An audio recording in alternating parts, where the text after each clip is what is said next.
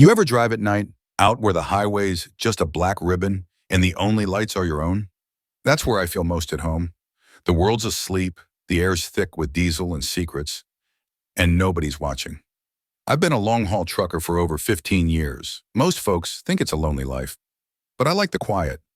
I like the way the road swallows up the past, mile after mile, until nothing's left but the hum of the engine and the steady beat of the tires. People don't really look at truckers. We're just part of the scenery. Big rigs rolling through the night, hauling things nobody thinks about. I learned early on that if you keep your head down and your logbook clean, you can go anywhere, do anything, and nobody will remember your face. That's freedom in its own way. I keep my cab tidy. Everything has its place. Logbooks, maps, a thermos of coffee, a little cooler with snacks. There's a blanket folded behind the seat, a flashlight, a box of tools. I don't keep much else. I don't need much else. The only thing that changes is the view out the windshield. Sometimes, though, the view gets interesting. You see things at night you'd never see in the day.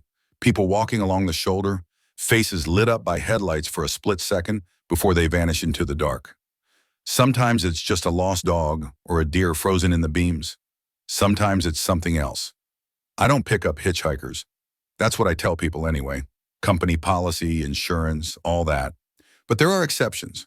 There are always exceptions. It's usually the same kind of girl. Young, tired, makeup smudged, standing under a flickering gas station sign or out by the on-ramp, thumb out, eyes darting. Sometimes they're shivering, sometimes they're angry, sometimes they're just empty. I know the look. I know what they're running from or what they're running to. I don't ask questions. I just slow down, roll down the window, and nod. "Where you headed?" I'll say, like it matters. "Anywhere but here," or they'll answer, or something like it. I let them climb in. The cab's warm, the seats soft, and for a few minutes, they relax. They talk sometimes. Tell me about their lives, their dreams, their mistakes. I listen. I'm good at listening. I don't judge, I just drive. The highway at night is a strange place. It's easy to forget the world outside, to feel like you're the only two people left alive. The road goes on forever, and the towns get smaller and farther apart. After a while, the girls stop talking. They stare out the window, watching the darkness slide by. Sometimes they fall asleep. I don't mind the silence. I've always liked it better that way. There's a spot I know about 50 miles past the last rest stop where the trees crowd close to the road and the moon barely gets through. There's a little pull-off, hidden by brush, where nobody ever goes. I've stopped there more times than I can count. It's quiet, private, perfect. I don't rush things. I take my time. I turn off the engine, let the cab go dark. Sometimes the girls wake up, confused, asking where we are. I tell them not to worry. I tell them I just need to check something in the back. They always believe me. People want to believe the best, even when they shouldn't. I won't go into details. That's not the point. I'm careful. I'm quiet. I clean up after myself. When I'm done, I get back on the road, and the world keeps turning. Nobody ever asks about the girls. Nobody ever remembers their names. I keep driving. I keep working. I keep my head down. The police don't bother with people like me. They're looking for monsters, not men in uniforms. Not men with clean records and steady jobs. I blend in, I always have. But lately, things have changed. There's a new face at the truck stop, a young cop with sharp eyes and too many questions. He watches me when I come in for coffee, asks about my routes, my logbooks, my cargo. I smile, answer politely, keep my story straight. But I can feel him watching, waiting for me to slip. Last week, I found something in my cab that didn't belong. A little silver bracelet wedged under the seat. I don't remember seeing it before. I don't remember her name. I never do. But the cop saw it too when he checked my truck during a routine inspection. He didn't say anything, just looked at me a little too long, like he was trying to see through my skin. I got rid of the bracelet, of course. I'm not stupid, but I can feel the walls closing in, mile by mile. The road doesn't feel as empty as it used to. The silence isn't as comforting. Every set of headlights in my mirror looks like trouble. Every siren in the distance makes my heart race. I still drive at night. I still see the girls standing in the dark, waiting for someone to take them away. But I don't stop anymore. Not as often. Not since the cops started watching. Not since the dream started. Sometimes I wonder if I'll ever stop for good. If I'll ever get caught, or if I'll just disappear like the girls do.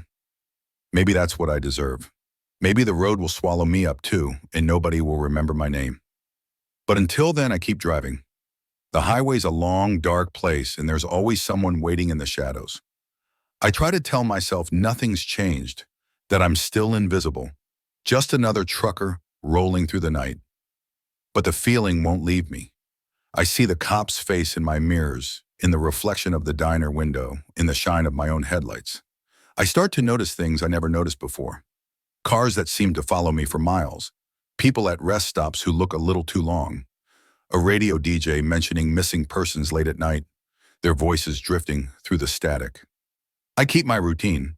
I keep my cabs spotless, my records perfect. I don't talk to anyone more than I have to. But the world feels smaller now, like the darkness is pressing in from all sides. I start to sleep with one eye open, the other on the road. I start to wonder if I'm being watched, if every camera at every gas station is pointed at me. One night, I pull into a truck stop on the edge of a small town. It's raining, the kind of rain that soaks through your clothes and makes the world feel heavy. I go inside for coffee, nod to the cashier, keep my head down. The cop is there, sitting at the counter, pretending to read the paper. He doesn't look up, but I can feel his eyes on me. I finish my coffee, head back to my rig. The rain is coming down harder now, drumming on the roof like a warning. I start the engine, check my mirrors. The cop's car is still there, headlights off, waiting.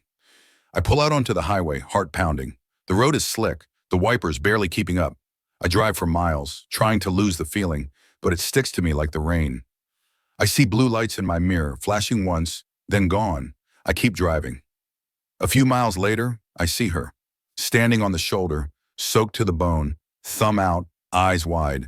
She looks young, scared, desperate. The kind of girl I used to stop for. The kind of girl nobody would miss. I slow down just for a second.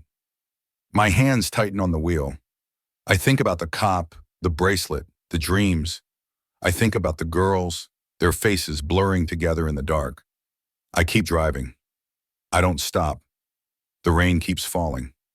The highway stretches out ahead, endless and empty. I drive until the sun comes up, until the world turns gray, and the night is just a memory. When I pull into the next town, the police are waiting. They block the road, guns drawn, faces hard. The young cop steps forward, badge shining in the morning light. He tells me to get out of the truck, hands where he can see them. I do as I'm told. I don't say a word. They search the cab, find nothing. They search the trailer, the compartments, every inch of metal and rubber. They find nothing. But it doesn't matter. The cop looks at me, and I know he knows. He doesn't need proof. He just needs time. They take me in, ask me questions, show me pictures. I keep my face blank, my answers simple. I've done this before, but this time it feels different. This time I can feel the weight of every mile, every night, every girl who never made it home. They hold me for hours, then let me go. Not enough evidence, not yet, but I know it's over. The road isn't mine anymore. The darkness isn't safe. The world is watching now, and there's nowhere left to hide. I drive out of town, the sun in my eyes, the highway stretching ahead. I don't know where I'm going. I don't know if I'll ever stop looking over my shoulder. Maybe one day they'll catch me. Maybe one day I'll just disappear, like the girls did. But for now, I keep driving. The road is long, and the past is always closer than you think.